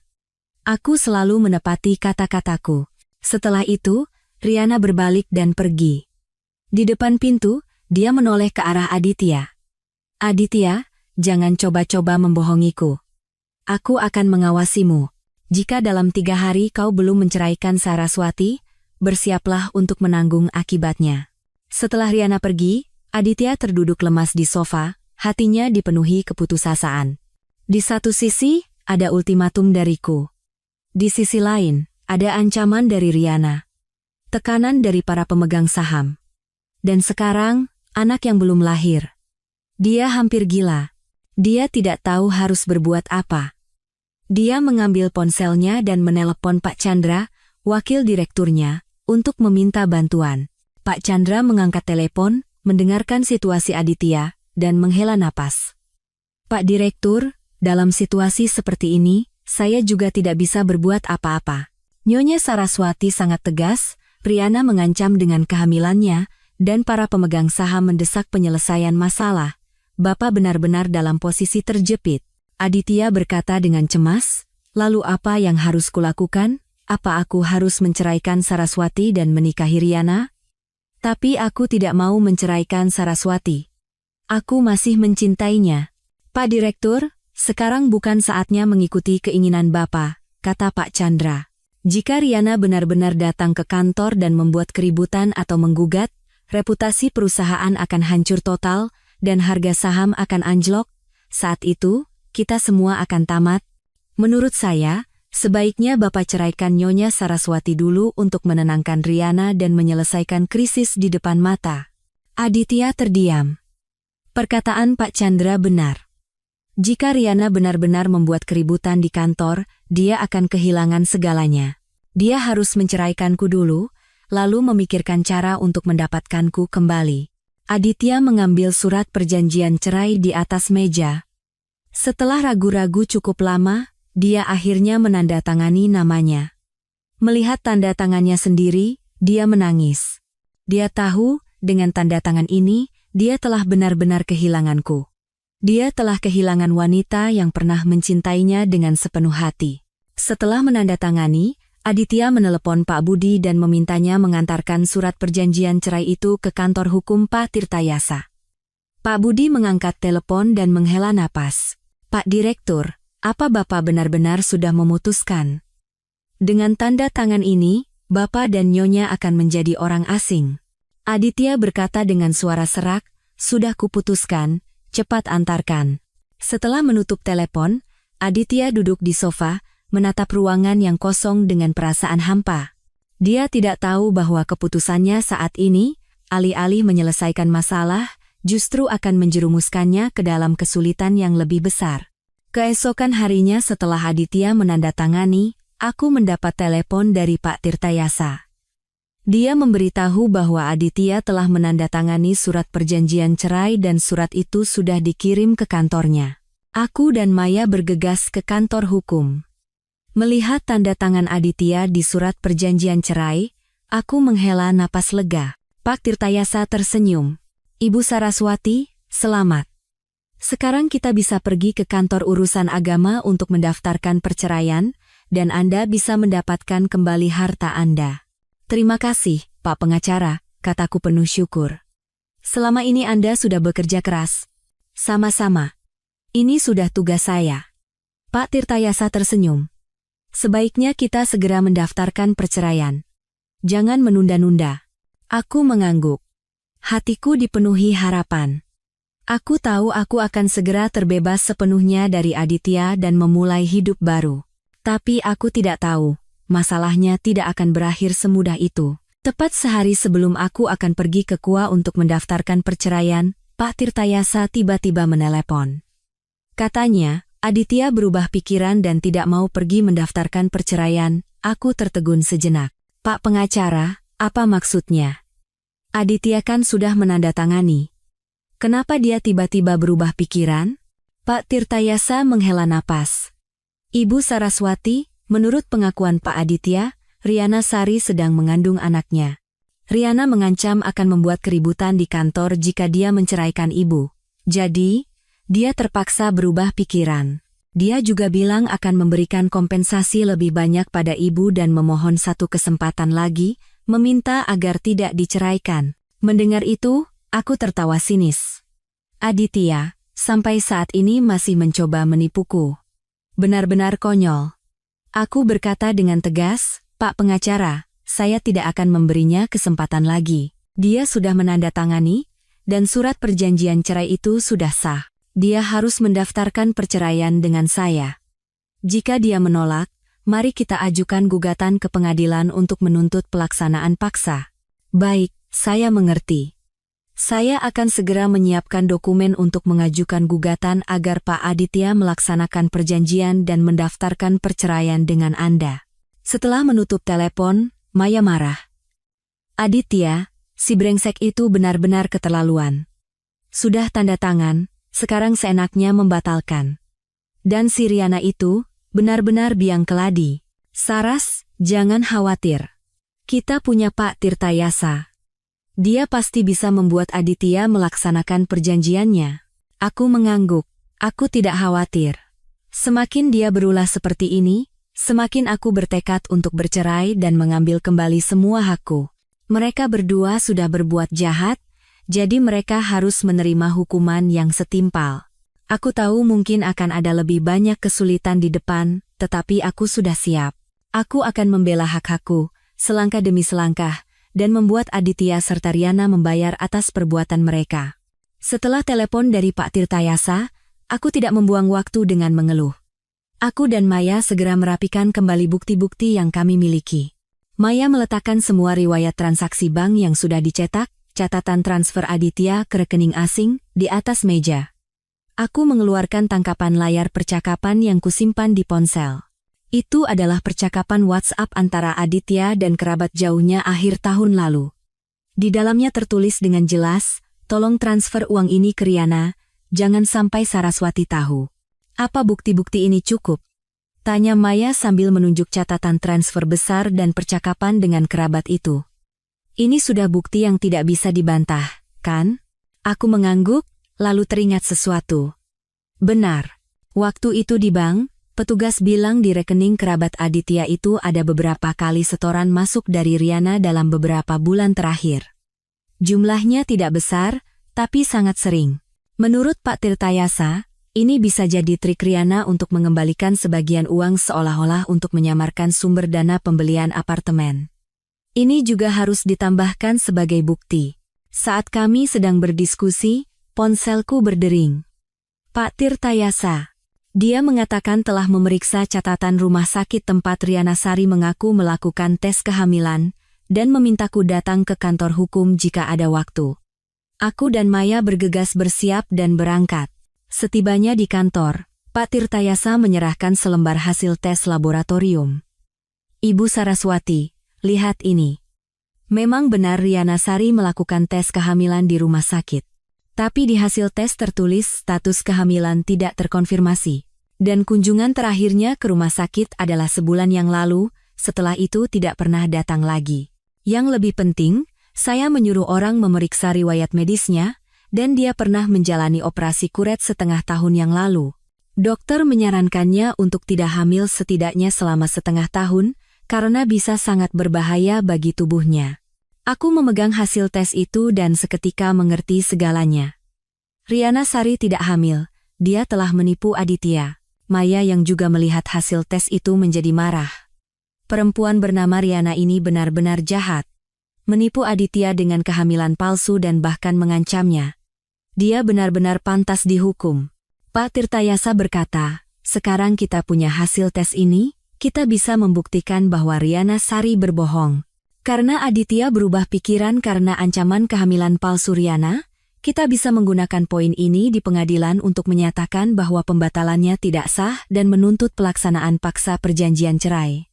Dan juga, tambahku, dulu saya pernah menemukan bahwa Aditya setiap bulan mengirim uang ke sebuah rekening asing. Sekarang saya pikir, rekening itu milik Riana, Pak Pengacara, apa bisa diselidiki juga? Pak Tirtayasa mengangguk. Tentu saja. Saya akan segera mengajukan permohonan perintah pemeriksaan untuk mengungkap pemilik rekening itu. Jika terbukti rekening itu milik Riana Sari, itu akan menjadi bukti tambahan bahwa Aditya telah menggelapkan aset untuknya dalam jangka waktu yang lama, yang akan semakin menguntungkan kita. Keluar dari kantor hukum, hatiku terasa jauh lebih ringan. Sebelumnya aku khawatir Aditya akan terus menggangguku karena kehamilan palsu Riana, tetapi sekarang dengan adanya catatan rumah sakit, aku bisa mengungkap kebohongan Riana dan memberitahu Aditya bahwa dia telah ditipu. Sementara itu, Aditya sedang pusing tujuh keliling karena Riana. Riana setiap hari menelepon Aditya, mendesaknya untuk segera menceraikanku, dan mengancam akan membawa anak mereka ke kantor dan membuat keributan jika dia terus menunda. Aditya mulai ragu, tetapi melihat sikap Riana yang begitu meyakinkan, dia tidak bisa tidak percaya. Sore itu, Riana benar-benar datang ke kantor Aditya dan berteriak di depan pintu ruangannya. Aditya, kapan kau akan menceraikan Saraswati? Aku tidak bisa menunggu lagi. Kalau hari ini kau tidak memberiku jawaban yang pasti, aku akan menemui para pemegang sahammu dan menceritakan semuanya. Aditya buru-buru menarik Riana ke dalam ruangannya, menutup pintu, dan berkata dengan suara pelan, tolong jangan begini. Ini sedang waktu penting di kantor. Kalau para pemegang saham tahu, aku akan tamat. Beri aku waktu beberapa hari lagi. Aku pasti akan menceraikan Saraswati. Beberapa hari? Kapan tepatnya? Riana tidak mau mengalah. Aku sudah memberimu begitu banyak waktu. Kau selalu saja beralasan. Aditya, dengar baik-baik. Kalau hari ini kau tidak memberiku janji yang pasti, aku akan membuat keributan sekarang juga. Melihat Riana yang berubah menjadi seperti iblis, Aditya tiba-tiba merasa curiga. Dia teringat dulu saat bersama Riana, dia sering mengeluh tidak enak badan dan pernah bilang baru saja menjalani operasi. Bagaimana bisa dia tiba-tiba hamil? Lagi pula, setelah mengaku hamil, dia hanya mengatakan sudah periksa ke rumah sakit, tetapi tidak pernah menunjukkan hasil tesnya. Aditya mencoba memansin. Riana, kalau kau memang hamil, bisa tunjukkan hasil tes dari rumah sakit? Aku juga ingin tahu kondisi anak kita. Mata Riana tampak goyah. Dia buru-buru berkata, hasil tesnya kutinggal di rumah, sekarang tidak ada. Lagi pula, dokter bilang sekarang anaknya masih terlalu kecil. Jadi tidak banyak yang bisa diperiksa. Nanti kalau sudah lebih besar baru periksa lagi. Kecurigaan Aditya semakin dalam. Kalau begitu, setidaknya beritahu aku nama rumah sakit dan dokternya. Besok, aku akan menemanimu. Aku juga ingin mendengar langsung dari dokter. Wajah Riana mengeras. Tidak perlu. Aku bisa pergi sendiri. Kau tidak usah ikut. Kalau kau benar-benar khawatir padaku dan anak ini, cepat ceraikan Saraswati. Jangan tanya yang tidak-tidak. Melihat kepanikan Riana, Aditya akhirnya menemukan jawabannya. Kemungkinan besar Riana tidak hamil, dia telah menipunya. Aditya diliputi amarah dan rasa dikhianati. Dia telah ditipu begitu lama oleh Riana, dan karena kebohongannya, hubungannya denganku nyaris berakhir total. Dia menahan amarahnya dan berkata, Riana, kalau kau benar-benar hamil, tunjukkan hasil tesnya atau pergi ke rumah sakit bersamaku. Kalau kau tidak bisa menunjukkan hasil tes dan tidak mau pergi ke rumah sakit, aku tidak punya pilihan selain berpikir kau berbohong. Riana semakin panik karena Aditya tidak percaya. Dia menangis. Aditya, beraninya kau meragukanku? Aku bahkan mengandung anakmu, dan kau tidak percaya padaku? Aku benar-benar kecewa. Bukannya aku tidak percaya padamu, tapi tidak ada bukti kau hamil, kata Aditya dingin. Kalau kau benar-benar hamil, bawa buktinya, kalau tidak, aku tidak akan percaya lagi padamu. Melihat sikap tegas Aditya, Riana sadar dia tidak bisa menipu lagi. Dia menghapus air matanya, dan wajahnya berubah menjadi ganas. Aditya, jangan memaksaku. Meskipun aku tidak hamil, kita sudah bersama begitu lama, kau tidak bisa meninggalkanku begitu saja. Beri aku uang. Kalau tidak, aku akan membuat keributan di kantormu dan memberitahu Saraswati semuanya. Aku tidak akan membiarkan kalian berdua hidup tenang. Mendengar pengakuan Riana bahwa dia tidak hamil, Aditya gemetar karena marah. Kau menipuku dengan kehamilan palsu demi uang, Riana, kau benar-benar hina. Aku hina? Riana tertawa sinis. Yang menipuku lebih dulu itu kau janji akan menceraikan Saraswati dan menikahiku. Kau juga janji akan membelikanku rumah. Jangan coba-coba mengelak sekarang, tidak akan kubiarkan. Beri aku 4 miliar rupiah. Kalau tidak, aku benar-benar akan membuat keributan. Aku akan membuatmu hancur di masyarakat. Aditya akhirnya melihat wajah asli Riana. Dia tidak mau berurusan lagi dengannya. Aku tidak punya 4 miliar. Paling banyak aku bisa memberimu 1 miliar. Kalau kau setuju, aku akan transfer sekarang juga. Setelah itu, kita jangan pernah bertemu lagi. Kalau tidak setuju, terserah kau. Aku sudah tidak takut lagi dengan ancamanmu. Riana tidak menyangka Aditya akan bersikap sekeras ini. Dia ragu sejenak, berpikir bahwa 1 miliar juga bukan uang yang sedikit. Jika dia terus membuat keributan, dia mungkin tidak akan mendapatkan apa-apa. Dia mengangguk. Baik, 1 miliar. Transfer sekarang. Aditya mengeluarkan ponselnya dan mentransfer 1 miliar rupiah ke rekening Riana, lalu dia berkata, uang sudah kukirim, cepat keluar, jangan pernah mencariku lagi, jangan ganggu Saraswati juga. Kalau tidak, aku tidak akan tinggal diam. Setelah menerima uang, Riana tersenyum penuh kemenangan. Dia mengambil tasnya, berbalik, dan pergi tanpa mengucapkan selamat tinggal. Melihat punggung Riana, Aditya diliputi penyesalan dan amarah. Dia menyesal pernah terperdaya dan menjalin hubungan dengan Riana. Dia tidak hanya mengkhianatiku, tetapi juga ditipu begitu lama dan kehilangan uang yang sangat banyak. Aku tidak terkejut mendengar kabar bahwa Aditya telah mengetahui kehamilan palsu Riana. Pak Tirtayasa memberitahuku bahwa Aditya telah menghubunginya, mengatakan akan melaksanakan perjanjian cerai dan pergi ke Goa bersamaku untuk mendaftarkan perceraian. Aku dan Maya sangat senang. Maya berkata, Saras, bagus sekali. Akhirnya Aditya sadar dia telah ditipu dan mau menceraikanmu. Kita akhirnya bisa terbebas darinya. Aku mengangguk. Iya, akhirnya terbebas. Tapi kita tetap harus bertemu di pengadilan. Aku harus mendapatkan kembali semua aset yang telah digelapkannya. Aku tidak akan membiarkannya lolos begitu saja. Pak Tirtayasa juga berkata, benar, Bu Saras. Meskipun Pak Aditya setuju untuk melaksanakan perjanjian cerai, tindakan penggelapan asetnya sudah merugikan Anda. Anda berhak menuntut pengembalian dan juga uang pesangon. Kita akan tetap melanjutkan persidangan sesuai jadwal untuk mendapatkan putusan yang adil dari pengadilan. Aku setuju dengan pendapat Pak Tirtayasa.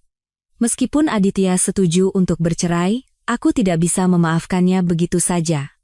Dia harus membayar atas pengkhianatan dan penipuannya. Hanya dengan begitu, aku bisa benar-benar menutup masa lalu dan memulai hidup baru. Beberapa hari berikutnya, aku menyiapkan dokumen-dokumen untuk persidangan sambil mempersiapkan wawancara di universitas. Aku mencurahkan seluruh energiku untuk hal-hal ini, dan tidak lagi memikirkan Aditya dan Riana. Aku tahu, hanya dengan membuat diriku lebih baik, aku bisa benar-benar keluar dari bayang-bayang masa lalu dan menyambut masa depan yang lebih baik.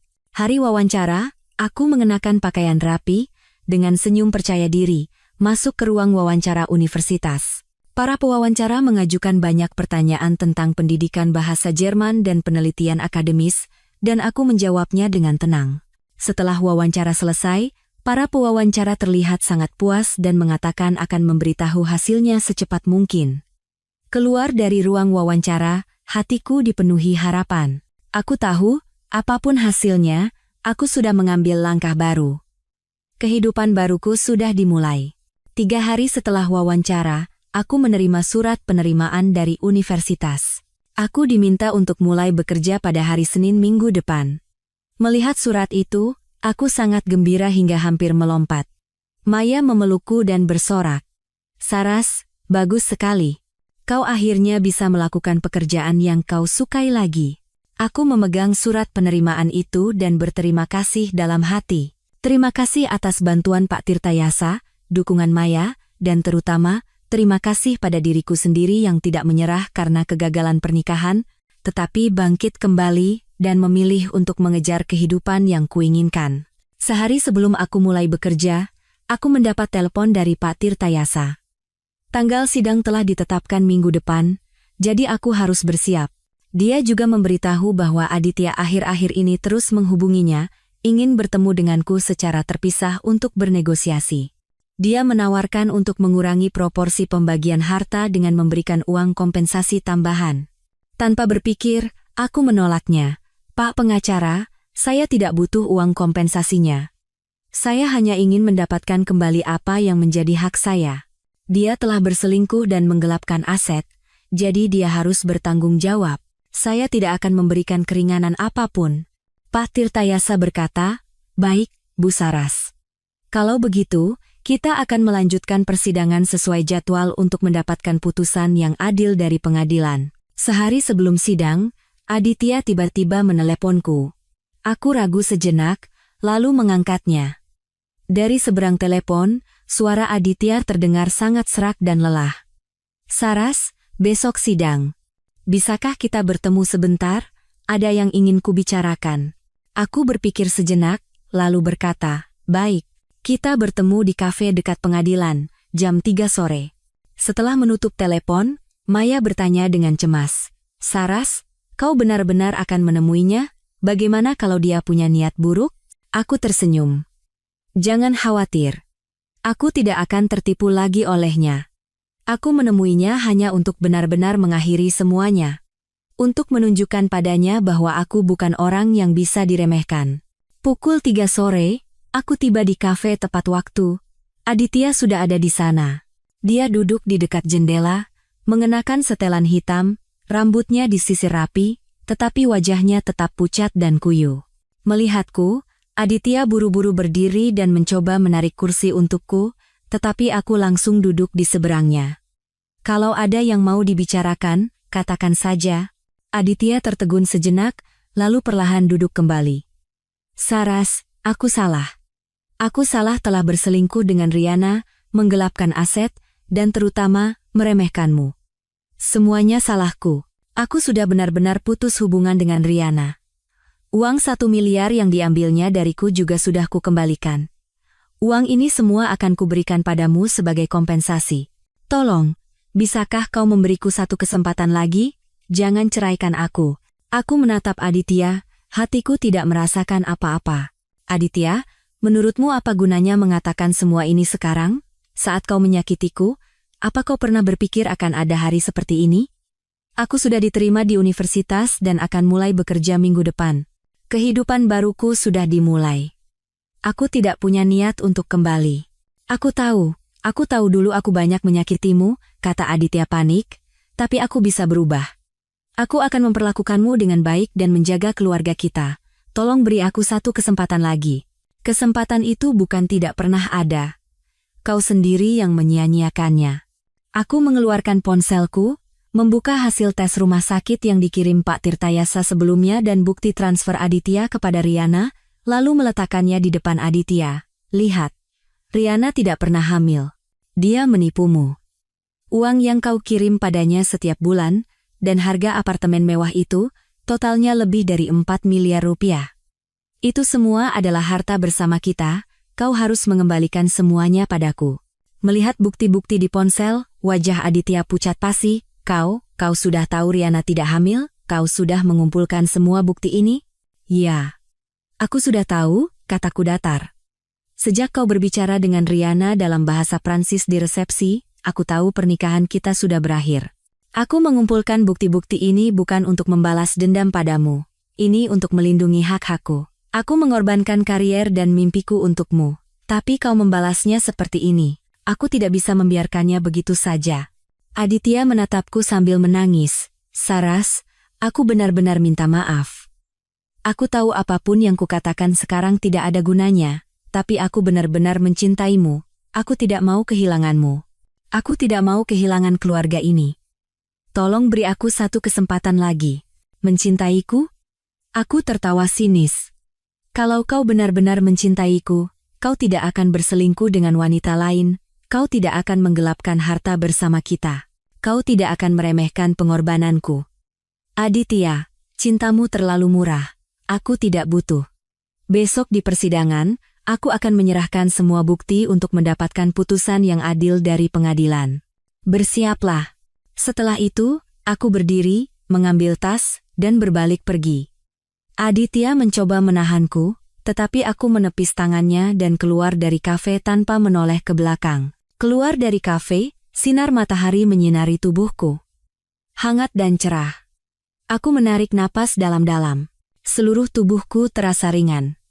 Aku tahu, pernikahan dengan Aditya ini akhirnya akan benar-benar berakhir.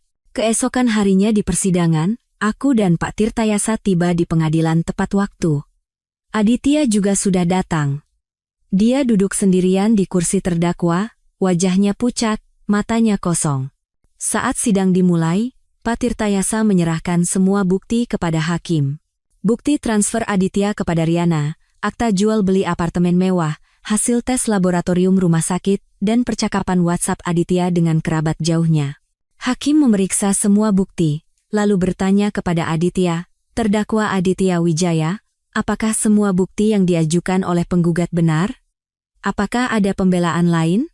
Aditya menggeleng, suaranya serak. Semua bukti benar. Tidak ada pembelaan. Saya akan mengembalikan semua aset yang saya sembunyikan dan membayar uang pesangon kepada Saraswati. Hakim mengangguk. Mengingat terdakwa tidak membantah bukti yang diajukan oleh penggugat dan bersedia bertanggung jawab, maka pengadilan memutuskan sebagai berikut, mengabulkan gugatan cerai penggugat Saraswati terhadap terdakwa Aditya Wijaya. Terdakwa Aditya Wijaya diwajibkan mengembalikan aset yang disembunyikan sebesar total 4,8 miliar rupiah, dan membayar uang pesangon sebesar 1 miliar rupiah kepada penggugat Saraswati dalam waktu 15 hari setelah putusan ini. Berkekuatan hukum tetap, apartemen di pusat kota Jakarta menjadi milik penggugat Saraswati, dan 80% dari sisa aset terdakwa Aditya Wijaya seperti deposito dan saham, setelah dikurangi bagian yang harus dikembalikan, menjadi milik penggugat Saraswati. Mendengar putusan itu, aku menghela napas lega. Air mataku tumpah. Ini bukan air mata kesedihan. Ini adalah air mata kelegaan, air mata kebahagiaan. Aku akhirnya mendapatkan kembali apa yang menjadi hakku, dan akhirnya bisa benar-benar terbebas dari Aditya dan memulai hidup baru. Aditya tidak berkata apa-apa setelah mendengar putusan. Dia hanya menundukkan kepala, bahunya sedikit bergetar.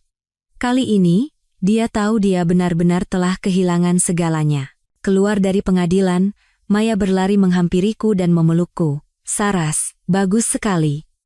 Kita menang. Kau akhirnya terbebas dari si brengsek itu. Aku tersenyum dan mengangguk. Iya, akhirnya terbebas. Maya, selama ini, terima kasih banyak. Sama-sama, kata Maya sambil tersenyum. Ayo, kita pergi pesta perayaan. Kami mencari restoran, memesan makanan kesukaanku, dan sebotol anggur merah. Sambil makan, memandangi pemandangan di luar jendela, hatiku dipenuhi harapan. Aku tahu masa depanku pasti akan menjadi lebih baik. Aku akan bersinar di pekerjaan yang kusukai, dan aku akan bertemu dengan orang yang benar-benar menghargai dan mencintaiku. Dan Aditya, dia tidak hanya kehilangan aku dan hartanya. Karena perselingkuhan dan penggelapan asetnya terungkap, dia dipecat dari posisi direktur utama oleh para pemegang saham dan menjadi cemoohan masyarakat. Semua yang pernah dimilikinya lenyap seperti buih karena pengkhianatan dan penipuannya. Aku pikir, ini adalah akibat yang pantas dia terima. Perbuatan baik akan dibalas dengan kebaikan, perbuatan jahat akan dibalas dengan kejahatan. Itu adalah hukum karma. Setelah putusan pengadilan berkekuatan hukum tetap, aku mulai bekerja di universitas sesuai jadwal. Pihak universitas memberiku ruang kerja pribadi, rekan-rekan kerja sangat ramah, dan para mahasiswa juga sangat menghormatiku. Setiap hari, aku berdiskusi tentang sastra Jerman dengan mereka, berlatih percakapan, dan menjalani hari-hari yang penuh dan menyenangkan. Aku akhirnya menemukan kembali diriku yang dulu. Saraswati yang penuh semangat hidup dan ambisi karier. Di akhir pekan pertama setelah mulai bekerja, aku mendekorasi ulang apartemen di pusat Jakarta dengan gaya simpel yang kusukai. Dulu, banyak barang di rumah ini adalah pilihan Aditya, tapi sekarang aku mengganti semuanya, hanya menyisakan barang-barang yang memiliki kenangan dengan ibuku. Melihat rumah yang baru didekorasi, aku merasakan rasa memiliki yang mendalam. Inilah rumah yang benar-benar menjadi milikku. Namun, Aditya tidak bisa memenuhi putusan pengadilan tepat waktu. Setelah dipecat dari perusahaan, dia kehilangan kekuasaannya. Deposito dan saham atas namanya juga nilainya anjlok karena krisis perusahaan sebelumnya, sehingga tidak cukup untuk membayar 4,8 miliar rupiah, bahkan uang pesangon 1 miliar rupiah pun tidak bisa dia siapkan. Atas permintaanku, Pak Tirtayasa mengajukan permohonan eksekusi paksa ke pengadilan. Pengadilan menyita satu-satunya apartemen kecil dan mobil yang tersisa atas nama Aditya, dan bersiap untuk melelangnya untuk membayar utangnya padaku. Mendengar kabar itu, Aditya beberapa kali meneleponku, memohon agar diberi perpanjangan waktu. Dia berjanji akan mencari cara untuk membayar utangnya. Aku tidak mengangkat teleponnya, juga tidak membalas pesannya. Aku tahu aku sudah memberinya kesempatan, dan dia sendiri yang menyia-nyiakannya. Sekarang, dia harus menanggung akibat dari perbuatannya. Suatu kali, aku bertemu dengan Aditya di supermarket dekat kampus. Dia mengenakan pakaian kasual murah, rambutnya acak-acakan, wajahnya ditumbuhi janggut. Dia terlihat jauh lebih tua dari usianya. Sosok Pak Direktur yang dulu penuh percaya diri sudah tidak ada lagi. Melihatku, dia buru-buru mendekat dan mencoba berbicara, tetapi aku mengabaikannya, mendorong troli, dan pergi. Aku tidak mau punya hubungan apapun lagi dengannya. Segalanya tentang dia sudah tidak ada hubungannya denganku. Belakangan aku dengar dari Maya, setelah apartemen dan mobil Aditya dilelang, uang yang terkumpul hanya sekitar 1,5 miliar rupiah, jauh dari cukup untuk membayar utangnya. Aditya terpaksa menjadi kuli bangunan, setiap hari mengangkat batu bata dan semen di lokasi konstruksi, melakukan pekerjaan terberat dengan upah harian yang sedikit, sambil hidup dalam pelarian dari para penagih utang. Dan Riana Sari, setelah menerima 1 miliar rupiah dari Aditya, benar-benar menghilang. Ada yang bilang dia pergi ke luar negeri dengan uang itu, ada yang bilang dia menemukan pria kaya lain di kota lain, dan ada juga yang bilang dia ditangkap polisi karena penipuan sebelumnya. Kemanapun dia pergi, itu sudah tidak ada hubungannya lagi dengan Aditya. Aditya akhirnya sadar di akhir. Riana bersamanya bukan karena cinta, melainkan hanya karena uangnya. Suatu hari, aku mendapat telepon dari Pak Tirtayasa. Aditya pingsan karena serangan jantung akibat kelelahan dan stres mental yang berkepanjangan, dan dirawat di rumah sakit. Kerabat dan teman-temannya tidak ada yang mau mengurusnya, sehingga pihak rumah sakit menghubungiku sebagai satu-satunya kontak yang bisa dihubungi, menanyakan apakah aku bersedia menjenguknya. Setelah ragu cukup lama, aku akhirnya memutuskan untuk pergi ke rumah sakit. Bukan karena hatiku luluh. Aku hanya ingin benar-benar menutup masa lalu. Aku membeli seikat bunga dan pergi ke kamar rawatnya. Aditya terbaring di tempat tidur, wajahnya pucat, tubuhnya dipasangi berbagai selang. Dia terlihat sangat lemah. Melihatku, matanya langsung memerah. "Saras, kau datang." Suara Aditya sangat lemah. Aku benar-benar minta maaf. Aku tahu apapun yang kukatakan sekarang tidak ada gunanya. Aku hanya ingin bilang, maaf. Aku meletakkan bunga di meja nakas dan berkata dengan tenang, biarlah yang lalu berlalu.